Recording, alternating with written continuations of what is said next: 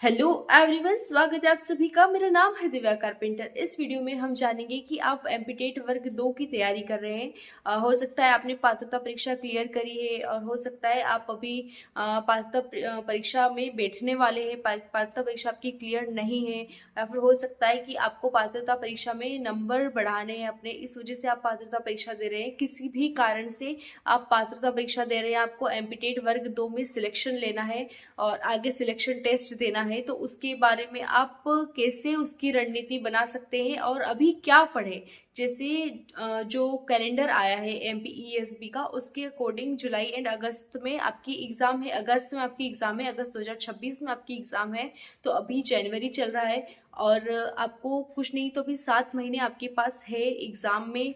तो अभी आप किस चीज़ को टारगेट करें, नोटिफिकेशन भी नहीं आया है अभी, और क्या सिलेबस, किस सिलेबस को फॉलो करें, पात्रता परीक्षा के सिलेबस को फॉलो करें या फिर चयन परीक्षा के सिलेबस को फॉलो करें।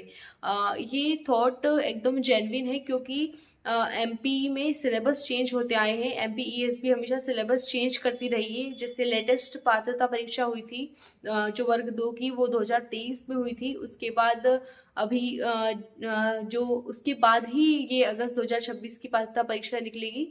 और हो सकता है कि सिलेबस चेंज हो, ये भी हो सकता है कि ना हो।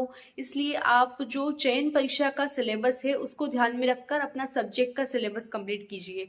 जैसे 150 मार्क्स का आपका पात्रता परीक्षा होती आई है, एलिजिबिलिटी जो टेस्ट होता आया, प्री जो होती आई है वो 150 मार्क्स की होती आई है। उसमें 120 मार्क्स का 120 नंबर का आपका सब्जेक्ट का होता है और 30 नंबर का आपका जनरल जो हिंदी, इंग्लिश और सीडीबी इससे रिलेटेड होता है।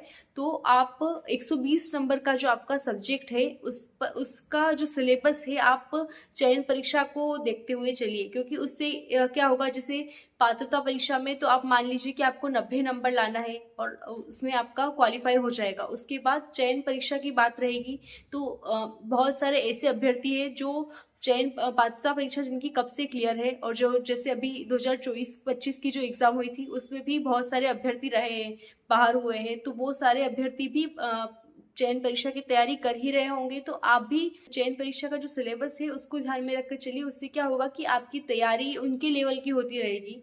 और अभी जैसे सिलेबस चेंज भी होता है तो आपको डरने की आवश्यकता नहीं रहेगी, क्योंकि पात्रता परीक्षा का सिलेबस चयन परीक्षा पर ही बेस्ड होगा, उसी दिशा में आगे बढ़ेगा। तो हो सकता है कि चयन परीक्षा के कुछ टॉपिक्स इधर आ जाए, बाकी चयन परीक्षा से हटके तो सिलेबस नहीं होगा आपके सब्जेक्ट का।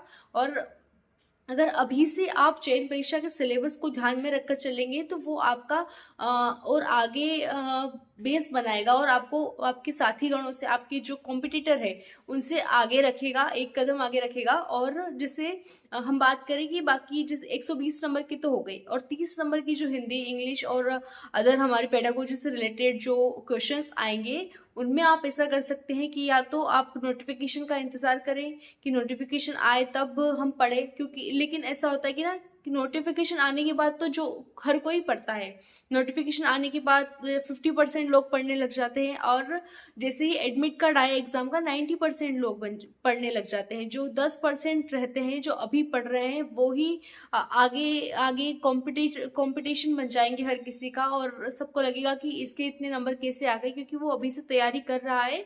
और आपको भी उन 10% लोगों में आना है, अभी से तैयारी करना है और चयन परीक्षा के सिलेबस को ध्यान में रखकर चलना है, अपनी रणनीति बनाना है, अपने रिसोर्सेज, जैसा मैंने कई वीडियो में बताया है कि अपने रिसोर्सेज फिक्स कीजिए और जैसे एनसीईआरटी से अपना बेस बनाते चलिए। आपकी जो चयन परीक्षा का सिलेबस है वो भी एनसीईआरटी कवर कर देती है, और कुछ ना हो तो आप फिर स्टैंडर्ड बुक्स भी ले सकते हैं अपने सब्जेक्ट की। और 120 नंबर है जो आपको स्ट्रॉन्ग बनाने हैं, क्योंकि चयन परीक्षा होती है वो 100 नंबर की होती है और उसमें उसमें आपकी मेरिट बनती है, उसमें जिसके ज़्यादा नंबर आएंगे उसका सिलेक्शन हो जाता है, ऐसा होता है। तो उसमें जो 100 नंबर के क्वेश्चंस आते हैं वो आपके सब्जेक्ट से ही रिलेटेड रहते हैं। इधर 120 नंबर के, उधर 100 नंबर के क्वेश्चंस आपके सब्जेक्ट के रहते हैं। और आपको अगर आपने अभी आपका सब्जेक्ट स्ट्रॉन्ग कर लिया तो आपको आगे वही हेल्प करते हैं, आगे उसकी कमांड, आपके सब्जेक्ट की कमांड स्ट्रॉन्ग हो जाती है अगर आप, तो आपका सिलेक्शन के चांसेस भी बढ़ जाते हैं।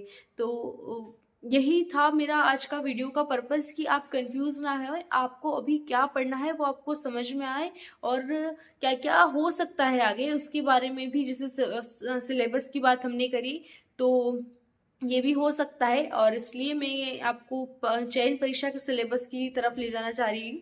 और यहीं तक रखते हैं आज का वीडियो। अगर ये वीडियो आपको हेल्पफुल लगा हो तो मेरे चैनल को सब्सक्राइब जरूर कीजिएगा। मिलते हैं अगले वीडियो में, तब तक के लिए बाय बाय।